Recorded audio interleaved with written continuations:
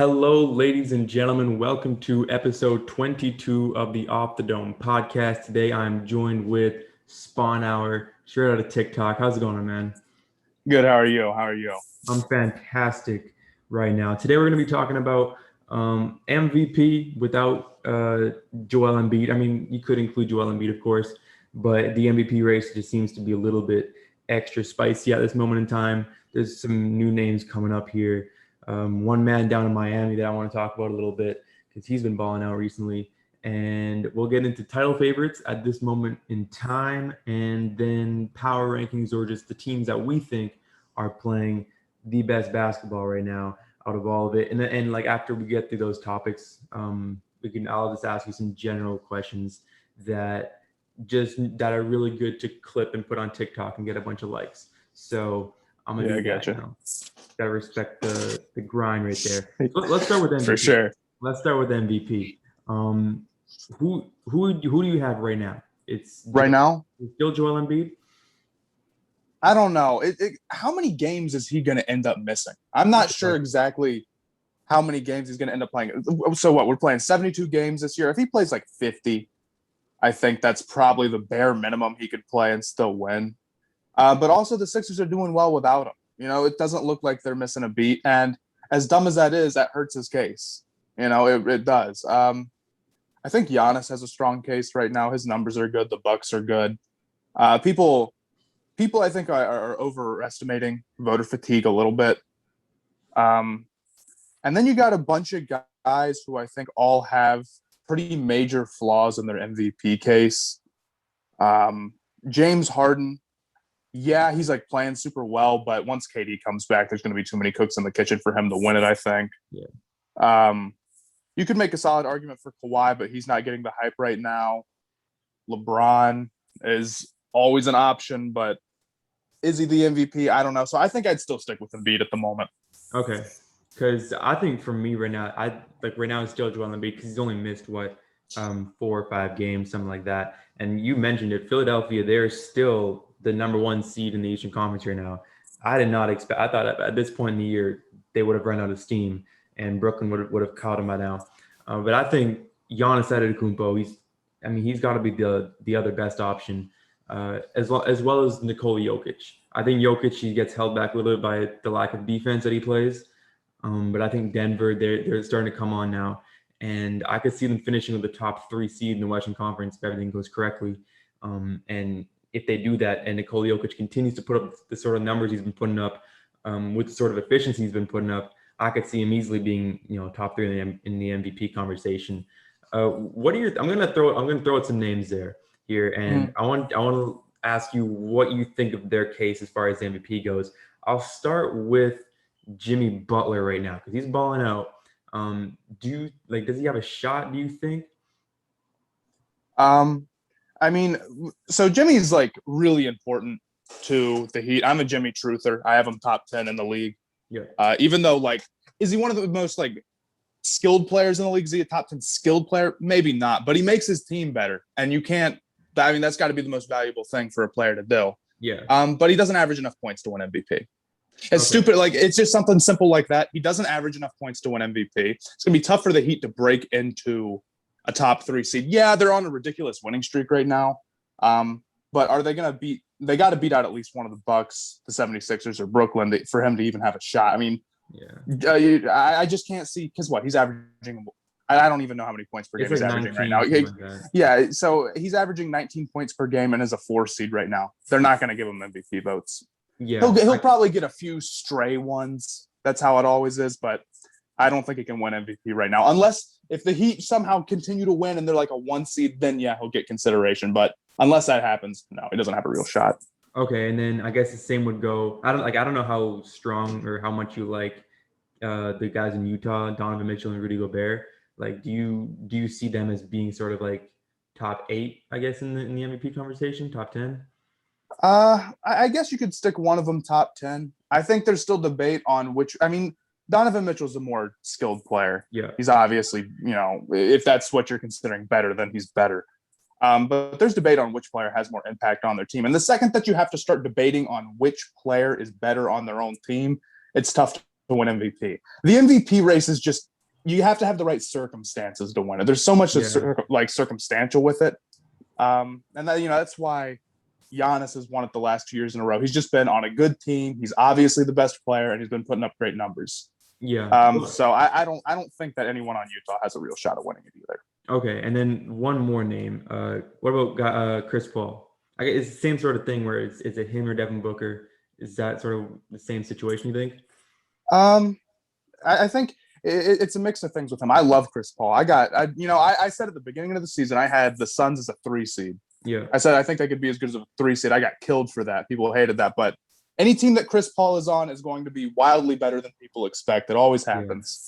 Yeah. If you wanted to say he's one of the most valuable players in the league, I think you'd be right. I'm working on an article right now about how I think he's a top 5 point guard all time, but he's not winning MVP, averaging under 20 points per game. I genuinely wonder when the last time that happened is, if it's ever happened. I mean, maybe Bill Russell. I think Steve Nash. Steve Nash, yeah, Steve Nash. I'm dumb. Steve Nash. But Steve Nash had all the narratives going his way, and I don't think that Steve Nash didn't deserve his MVPs. But nowadays, people care about points per game so much. Chris Paul, again, with Devin Booker on that team, a lot of people would say he's not even the best player on his team. Yeah. And he just doesn't – he's not like – you can tell when players are building momentum towards an MVP award or getting MVP votes. Chris Paul is not doing that right now. And I think that there's definitely players who are going to get votes over Chris Paul who shouldn't. I think Chris Paul should be in the top 10 votes because I think he's one of the most top 10 impactful players in the league. But as far as actually winning the award goes, no, I don't think he has a real shot. Sure. I think last year when he was on OKC, I think if you take the word literally, like most valuable player to their team, I think Chris Paul should have won. I mean, just last year in Oklahoma City. You can make an argument for it. That was a bad team. Like, remember before the year started, it was like they had like a less than 1% chance of making the playoffs. Yeah. ESPN had him at 0.2. Yeah, that's ridiculous. Let alone fighting for a top home court advantage in the Western Conference, and then taking the Houston Rockets. It was Game 7, wasn't it? And barely losing out on that one. And every team Chris Paul goes to overachieves. I want to talk about what you just said there about him being a top 5 point guard in the NBA in history a bit later. But before that, I guess kind of closing on the MVP thing, you say currently you have Joel Embiid number 1.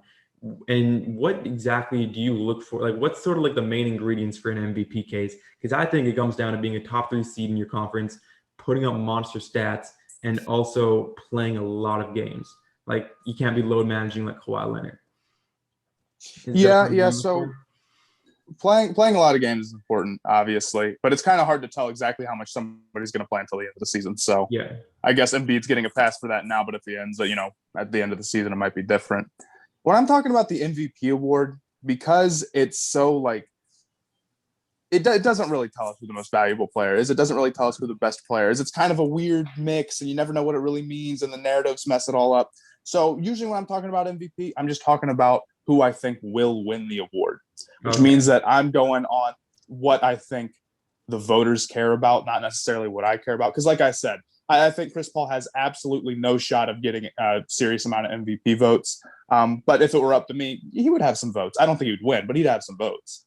Yeah. So I look for, you have to be on a team that's at least a top 4 seed at the minimum. And even a 4 seed doesn't really have a shot at it. You have to clearly be the best player on your team, and you have to be putting up really good numbers, and the narratives need to be going your way, because that's what the voters care about. And that's why a guy like Jokic, I'm worried about. Jokic, if Jokic was a 2 seed right now, he'd be the runaway favorite, because Embiid's not playing right now. But what are the Nuggets seed right now? Right now they're fifth. They're fifth in the West. Yeah. But they're rising. Like, they were like 9th a few weeks ago. And the Denver Nuggets are the sort of team that I've predicted this. They're gonna start going on a really crazy run here. Similar I could totally see that. Like what Utah had at the beginning of the year. I could see Denver ripping off the same sort of streak over the course of 20 games. Because last few years they've been excellent in the regular season, and even in the playoffs last year they surprised a lot of people. And this year I think they're going to be up there as well. Speaking of the playoffs, do you have? It's very early to discuss title favorites. Do you have? There's some obvious ones, but Like, who's kind of your favorite at this moment in time? I think people always overthink title favorites. It should just be in the NBA. Nothing is more important than star power. The two teams with the most star power right now are the Lakers in the West and the Nets in the East. If they stay healthy, which is a big if for the Nets, that's my biggest concern about them right now. Not even their defense, just getting all three of those guys to play Yeah. in the playoffs together. But those would be the two teams I'd pick right now. I like the 76ers a lot. I think they'll play the Nets tough, but I would take the Nets right now. Are you concerned at all with Anthony Davis? Like you mentioned, staying healthy. Is he kind of a concern for you right now? I mean, he's missing regular season time. That stuff happens. It sucks. But the Lakers don't look horrible without him as long as they have, somebody else who can put the ball in the basket next to LeBron. When it's just LeBron out there, it's pretty rough. You could see the difference you can see the difference between when they didn't have Dennis Schroeder and when they did have Dennis Schroeder. Oh yeah, it's night and day. Yeah. But I'm not too worried about it as long as he's back for the playoffs and as long as it's not like he gets back just in time for the playoffs. I think it'll be all right. They're almost certainly being way, way, way overly cautious with him. Yeah, and I think that's a good thing. That's similar to what. Yeah, it's what they should though, but it just sucks right now. I think I think Brooklyn's sort of handling their Kevin Durant situation right now the same way. Like it's weird because like it seems like he could be. I'm not 100% sure what his injury is, but I think Brooklyn's looking at it and they're like, you know what, we're winning games without him. Why risk it, sort of thing. Because I honestly don't really know what because I remember I think the last time he played was against Toronto, wasn't it, when he got like COVID symptoms or something and he had to leave the game like a few weeks ago. Yeah, and it screwed up his 10-point streak or whatever. Yeah, and he just hasn't played since, I don't think. Unless I'm wrong, it was kind of weird. No, I don't think he played since. He had the COVID stuff and then his hamstring got messed up. Right, okay, it was a hamstring too. That, and I think after I got like the Lakers and Nets as like the top tier contenders, and after that I'm looking at the Bucks right now. I'm looking at the Bucks over the 76ers, and I'm also looking at the Clippers, and they're the kind of team that can give the Lakers a really tough run, even though I don't think that they're gonna be title. I can't really see them in the finals right now, but anything can happen. And those two teams really play each other. Like that's a very good matchup.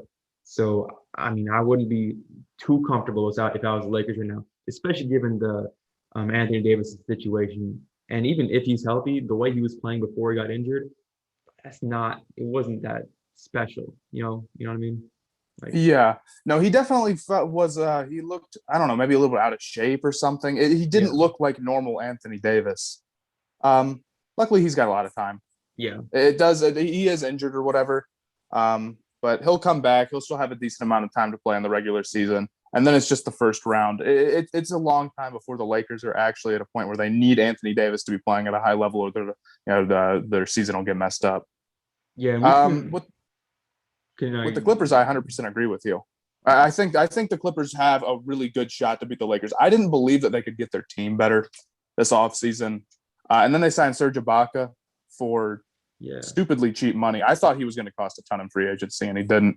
Kennard's been a good addition. They're not a perfect team by any means, and we still have to see how Paul George is going to play in the playoffs. That's the big one. But I think he'll play well. I do. I believe in him. And Kawhi will probably play well too. So yeah, they're going to be a challenge for the Lakers. Yeah, I think Kawhi Leonard. I think that we saw him have his moment of choking in the playoffs last year. Even though he only really choked 2 games. But I mean, I think it's pretty fair to say that Kawhi Leonard, he's going to go down as one of the greatest players of all time. And all those guys, they've all got that one year that kind of like dent on their legacy. LeBron in 2011, Kobe. It was those early years against the Jazz and then the 2004 NBA Finals. I mean, everyone's got that kind of that playoff series back on. And I mean, I think he's great enough that it's not going to continue to happen.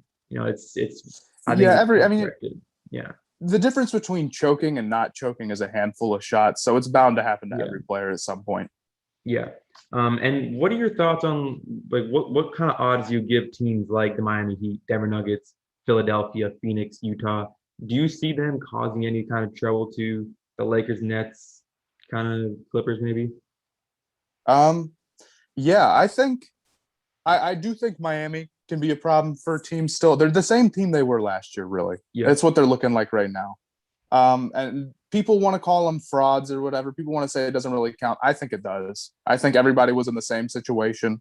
and the Heat just ended up making the finals. And they took the Lakers to 6. And That's a good Heat team. 3, I mean, Butler was playing injured.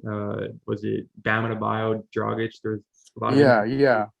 And it's not like they barely beat the Bucks in 7 on some crazy shit. No, they crushed the They Bucks. wiped the floor with them. They easily beat them. They were clearly the better team. So I absolutely can see them doing the same thing again. I don't see why they couldn't.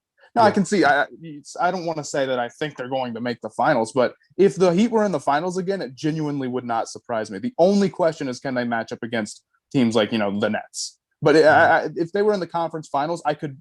I think it's probable that a team like you will see a team like the Heat or someone like that in the conference finals. You'll see one team that isn't the 1 and the 2 seed in the finals. I'll say that. Okay. It won't just. I don't think it'll just be Nets, 76ers, Lakers, Clippers. Right. Yeah. It's almost never that. Like you look at No, yeah, it's not gonna be. It's not gonna be that simple. And Yeah. I would bet that whichever team does end up making the conference finals, because you get one team like that every year. Yeah. Whichever team like that makes the conference finals will give the other team a run for their money. Last year was the Nuggets, and the year before that, the Portland Trailblazers just found their way into the conference finals against the Warriors. But yeah, there's always one of those teams. You're a Charlotte Hornets fan, and your team is doing extremely good right now. Do you see them winning a playoff series right now in the Eastern Conference? Like, or at least taking the team 7 games? Because I think they're 5th right now. They go up against the Miami Heat right now. They've won 4 in a row. We've won 4 in a row. We're having a really tough stretch of our schedule coming up here. We've got, I think, in our next 13 games, 11 of them are on the road, playing a lot of tough teams. So I don't know if we're going to stay at the 5 seed unless we make some sort of like major move, which I don't think that we will. I'd be pretty stunned if the Hornets made any moves at the deadline. We'll probably be in the play-in, and then I'd be willing to bet that we're going to end up playing like the 76ers or something, or the Bucks, right? Yeah. Which are teams that we're a good team with a lot of promise. I'm having a lot of fun this season. I think we're going to keep getting better. I think we'll be a better team next year, but we don't match up against a team like the Bucks or the 76ers. Right, yeah.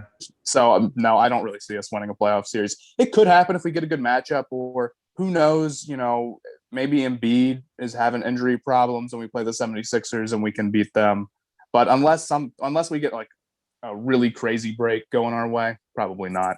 Yeah, I mean, I'm a Spurs fan, and I'm sort of in that same boat where it's like I'd just be happy to make the playoffs. I wouldn't care if I got bounced. I mean, it'd be nice to just take like the Lakers 5 games and say we got a game from LeBron. Like that'd be fucking sick. But it's a sort of like we'll probably be in a play-in seed. It feels like the Hornets are kind of overachieving at this moment in time. A little bit. They got a really LaMelo Ball though. He's such a polished rookie. Did you see LaMelo Ball being this good? This good? No, I liked the pick. At least I wasn't. There's some guy who made a TikTok after he scored 0 in his opener, and apparently got taken down. I think he deleted it. But I wish I could duet that now. I thought he was going to be good. I thought that we finally picked a player, because the Hornets kind of have a tendency to pick players who don't really have that high a ceiling. Yeah. And it's frustrating. Like Miles Bridges is a good player. His ceiling is not that high. PJ Washington's a good player. His ceiling's not that high. I like those picks. But we passed upon guys like Michael Porter Jr., who has a super high ceiling. And yeah, I know he was a little bit riskier, but I wanted us to take a guy who actually had superstar potential. And I was just happy that we finally did that. I thought LaMelo was going to take a lot longer to adjust to the NBA game. I thought that was going to be his problem. So I didn't have him picked for Rookie of the Year. I had him as my second guy. And I was half right, because he came in and he was, the first 5 games he played, he was bad. He was really bad. And you could tell the passing talent was there, but other than that, he wasn't ready for the NBA. And then he improved ridiculously quick, and then 10 games later, he was awesome, and he's been awesome since. I think LaMelo Ball has really impressed people, and Gordon Hayward as well seems to be having a big bounce back year. And you mentioned Hornets draft picks. I'm reading through them. You guys drafted Shai Gilgeous-Alexander, but he's not on your team anymore.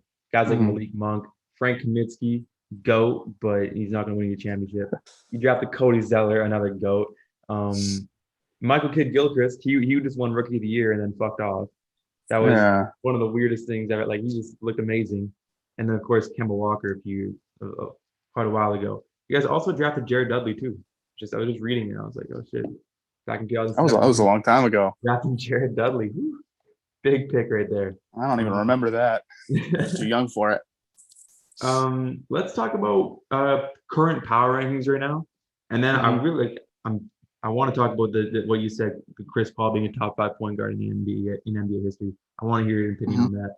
But first, let's talk about power rankings. Who's been playing the best basketball, do you think, recently?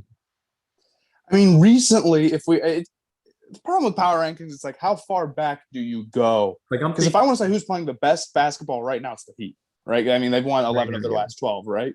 I guess that's sort of Um, yeah, like right now, who's sort of like if the playoffs started right now, like who's kind of I mean, right now the Heat are playing the best basketball of any team. They're super hot right now, but I don't think that the Heat are the best team in basketball right now. right. I think they're really good though, and I'm glad I never bought into. I remember when they were losing, people were just killing them. They said that they were frauds or whatever. I'm glad I never bought into that. Yeah. I think the Nets are really good right now. They're clicking, and they don't even have Kevin Durant. So if I had to say what the number one team is right now, it'd probably be the Nets. Um, Yeah. I mean, that's a safe but pick, 100%. And what you said about the Miami Heat losing early in the season, I think, I mean, that's the age of social media. Is like we blow everything out of, we exaggerate everything. Like Miami goes through a tough series or a tough stretch of games, and we're like, all right, they didn't deserve to go to the finals last year. We see that with so many players too, and it's like if LeBron has a bad 4 games and the Lakers lose 4 games in a row, it's like all right, well now LeBron's not an MVP candidate. But yeah, in 3 months from now, we're not going to be looking back and being, oh well, in the game against the Detroit Pistons on February 13th, LeBron missed a shot with 5 seconds left. Like no one's gonna care. Like we move on from that. And I think, yeah, I mean, like you said, I mean, the MVP is gonna be like going back to the MVP. It seems like an award that's almost decided in the last 2 months of the season, honestly, because that's sort of it where is. my head's at, where it's like, well, that's recent. And saying like the teams that are going off right now, like we're probably gonna be looking back at the Utah Jazz and be like in June we'll be like, remember when Utah was the number 1 seed in the West, and they'll be like the 7th seed, like something like that. Because I mean, it's always changing. Right now, I have the Brooklyn Nets at number 1 because without Kevin Durant and they just added Blake Griffin. Do you think Blake Griffin is gonna be able to contribute to that team at all, or like is he washed or He what's his? didn't. He didn't look like he had his legs in Detroit, unless his legs come back or something significantly changes. I don't think so. He's obviously like a skilled player. You Yeah, watch him; he's a lot of fun to watch. He can pass really well. He can shoot. He's a very skilled big. Um, but that no dunk stat, it's not necessarily the fact that he's not dunking, but the fact that on defense he just looks slow. It doesn't look like real Blake Griffin out there. Um, but we'll see how he comes back. I mean, maybe he could have his legs. I don't want to just say that he has no chance at all, but if he plays like he did in Detroit, no, he's not going to seriously contribute to the Nets. yeah, I would have been more worried. I think the Nets would have, I mean, if the Nets had gotten Andre Drummond, I think that would have been officially like game over because I'm not a big Andre Drummond fan, but I just think like he kind of filling in that center role because I mean, like DeAndre Jordan, he's washed as fuck. But I mean, yeah, I mean, Drummond can play defense and just having that presence inside would have been way more valuable than I think Blake Griffin, who pretty much can only shoot threes and he can't really do that anymore because he's shooting like 30% from downtown. But in Brooklyn, like, they still got and they don't even have Spencer Dinwiddie either. People forget like Dinwiddie's on that team. Imagine Yeah. if he was healthy right now. That'd be ridiculous. And after the Nets, I got like teams like the Bucks, Heat, 76ers is still playing really well, which is weird. And then the Phoenix Suns too.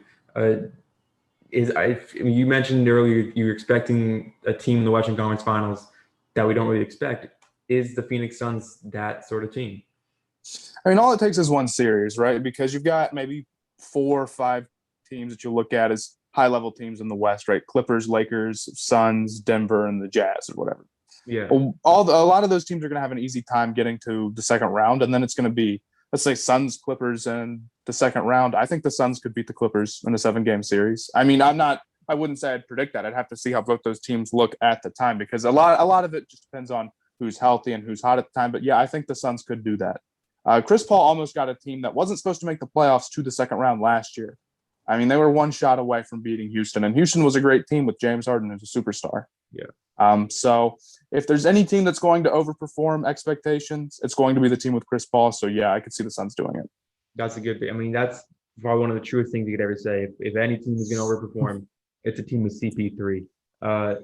Sticking to Chris Paul, if there were no injuries, like if injuries just weren't a thing, how many, like, do you think he would have won a championship in 2015, maybe with the Blake Griffin injury, I think it was, or 2018 when he got hurt? Like, how many rings would this man have if it hadn't been for just bad luck and injuries?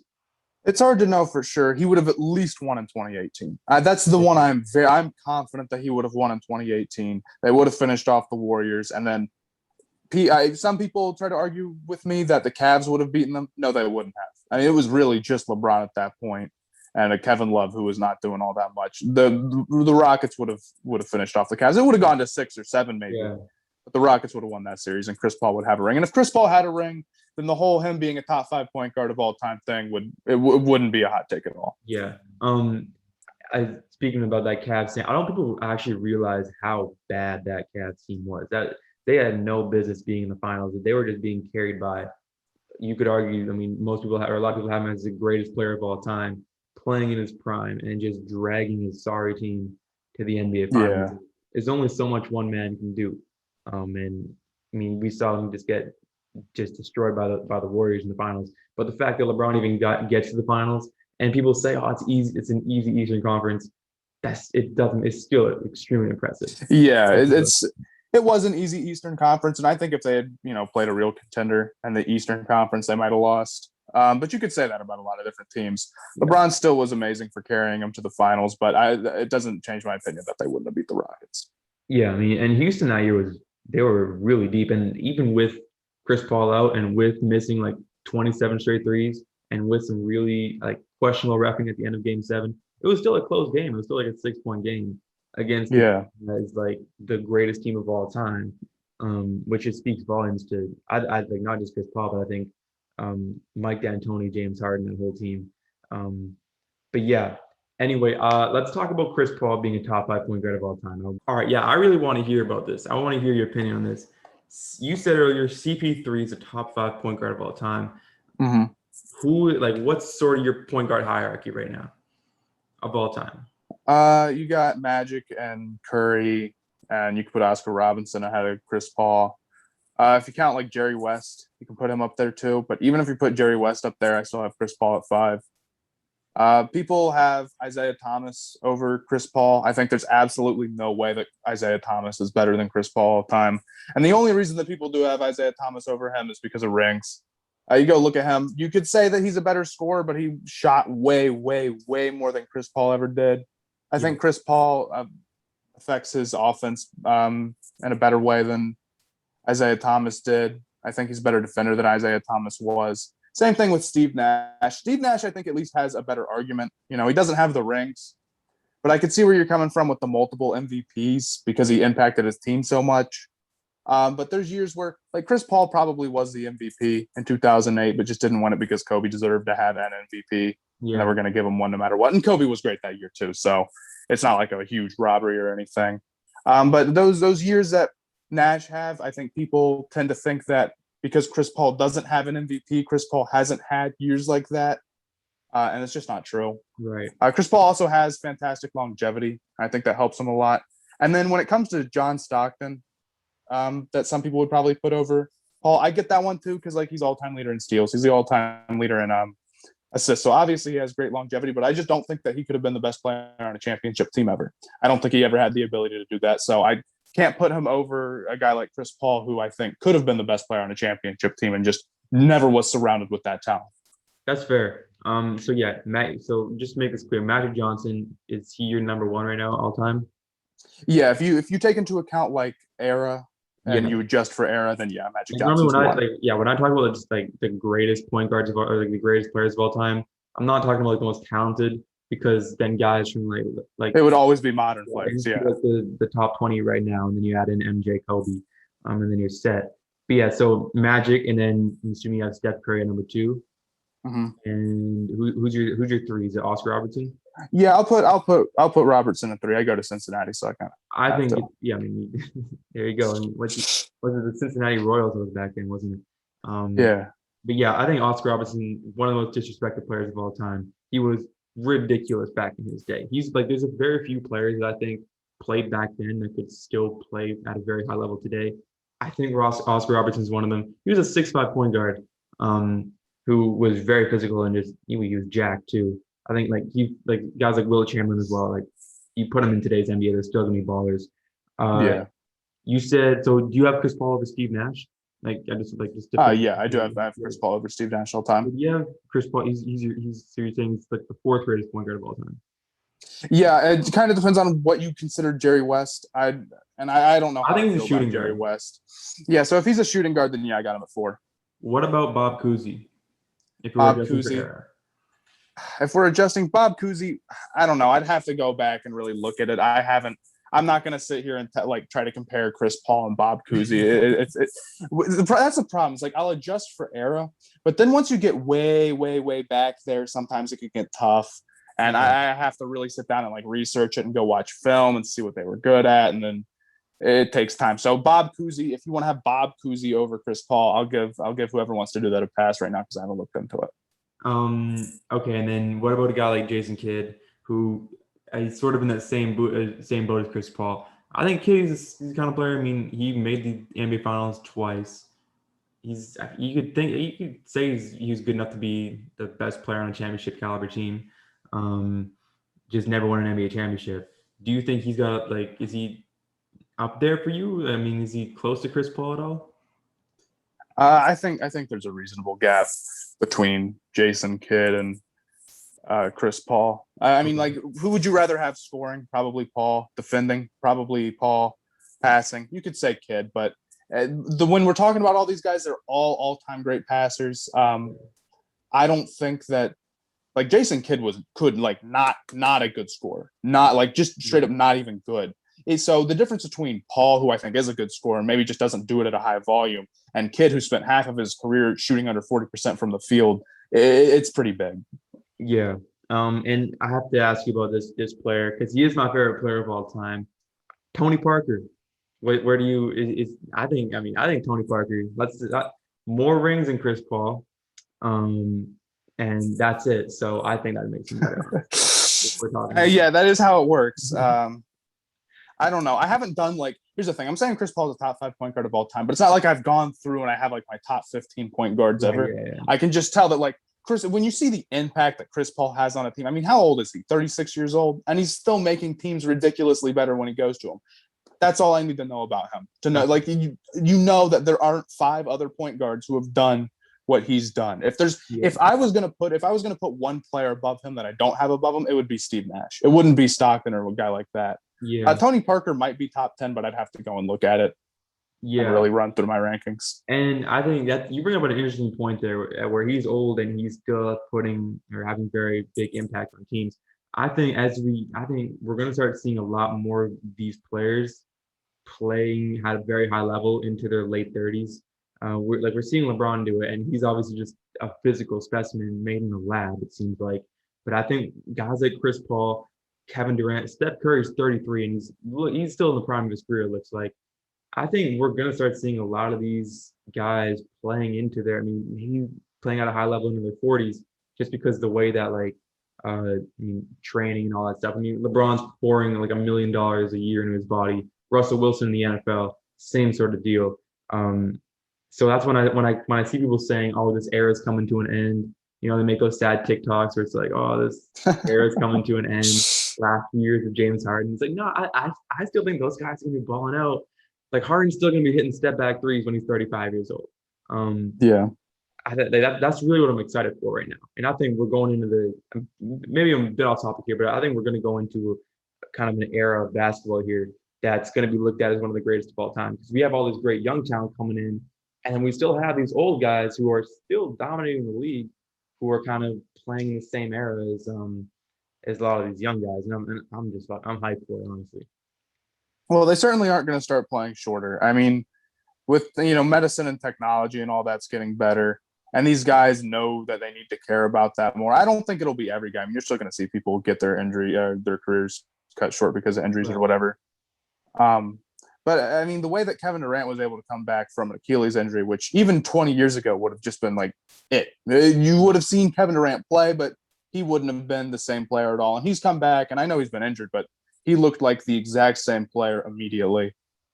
So yeah, I could totally see guys playing into their 40s. I always wonder how long LeBron could play if he wanted to. Like, how long would a team be willing to have him on their roster? I think until at least he was 43 or 44. Yeah. I'm in the same boat. I mean, like, because I think he wants to play as long, like, he wants to be on the same team as Bronny. So I think he'll still play until then. And he's the kind of guy, like, knock on wood here, but I don't think he's going to get, like a career-ending injury. He doesn't seem like that kind of guy, because he seems like a really smart player where it's like, if he notices that, all right, he's past it physically, he's just going to kind of chill back and maybe not do so much like how he did in the past, where he just relies so heavily on his physicality. Because even now, like, he's using a lot more. I mean, the way he's playing is a lot more mental, rather than just running down the lane and just throwing down vicious slam dunks every possession. Though he does still do that, which just speaks to his greatness. But I guess, like, LeBron, I mean, we're seeing Tom Brady being paid big money at 43, 44. I can see LeBron, like, hot take here. I give him 6 more years, maybe 7 more years. I can see 8. I don't know. Like, if you want. It all depends on, like, what type of player LeBron will be, because LeBron 5 years from now is going to be a totally different player. He's going to be even more reliant on just, like, kind of like you just said, not necessarily trying to jump in passing lanes, not throwing down dunks, protecting himself, managing his body even while he's in the game. But I'm thinking, like, how long could he make a roster? It could be forever. It would be far more than 6 years, because he would just need to be like a top 300 basketball player in the world. Yeah. He could do that until he's like 47. Yeah, who knows? I mean, and one guy who kind of jumps to my mind when I'm talking about this is Wilt Chamberlain, because he was getting contract offers in the late 90s, which is this man's like 48 years old, jacked as fuck. And him and LeBron are just, I think that those two guys are just, like, as far as just physical specimens, they are up there as, like, the 2 greatest. But, like, is LeBron gonna be that kind of guy where it's like teams just like, yo, we need a guy who's won championships. Do you want us to come in here and give us 20 minutes a game? Probably not. I don't think he's going to. No, I don't. I think LeBron, once LeBron gets to the point, he's not going to immediately, the second that he's, not a top 5 player in the league, he's not going to immediately give it up. But we're not going to see, like, bench warmer LeBron. I think he has other stuff to do. So you're saying it's going to be like his own decision where he's like, all right, I'm not, like. Yeah, he'll go out. I bet you 43 is as far as he makes it, or he'll play a couple of years with Bronny. A lot of it hinges on that. Maybe Bronny takes a couple of years in college and then he'll stay in the league a little bit longer, but we don't really know. He's going to get that one really nice alley-oop pass to Bronny, and then it's going to be all sunshine. We're starting to see him doing that. Like, he's already, like, he's a part owner in the Boston Red Sox, was it just recently? Yeah. In Liverpool, the soccer team in the UK. He's got his investments all planned out too. That's the thing. Oh yeah, it's an absolute genius off the court. Anyway, before we wrap things up, is there anything else you want to talk about? Anything else you want to say? No, I think I'm all good. You're all good. All right, Sponhour, thank you very much for hopping on the podcast today. Ladies and gentlemen, if you guys want to follow him, do that on TikTok. You were one of those guys, like, I remember, like, you blew up just crazy, but I think it was like a few months ago, or maybe it was this summer, I kind of forget. But you were one of those guys where, like, literally everything I just see you on my For You page, and every single thing you said I agreed with, and it was just like, why am I not following this guy? And it was really weird. I appreciate it. Other than when he said LeBron was a GOAT, I'm like, no, stop. It's Michael Jordan. It has to be good. But yeah, Sponhour, thank you very much for hopping on here. Ladies and gentlemen, thank you very much for tuning into this episode 22 of the OffTheDome podcast. Kanye, Mike Dean, hit him with the outro music. Let me get more volume.